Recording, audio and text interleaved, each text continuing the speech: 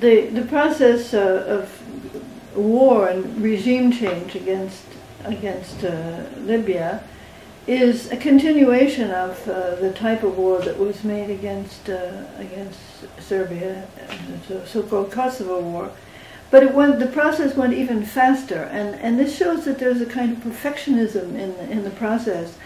In no time at all, you have this accusation made by this respectable gentleman and the other respectable ladies and gentlemen of those networks immediately believe what is said by one of theirs, and there's no investigation, there's no proof of any facts whatsoever, and what you have after this statement by this nice gentleman, you have a war. And with this ideology of the responsibility, right to protect, this is a dangerous process which is almost certain to be used.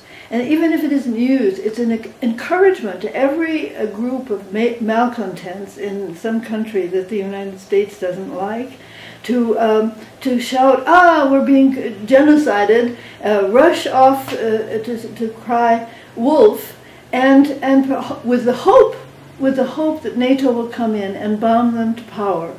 Now, maybe NATO will, and maybe NATO won't. NATO will if it looks as easy as it looked to them in Libya. They like to pick on small countries where they can have a glorious victory without a scratch.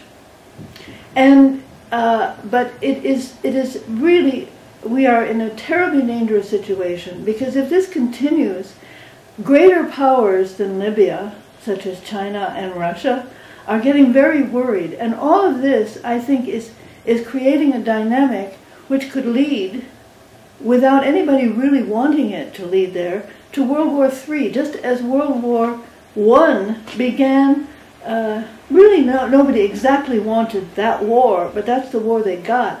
And this process, where a few vague accusations with no proof can lead to a war, is really something that could lead to the final destruction of us all.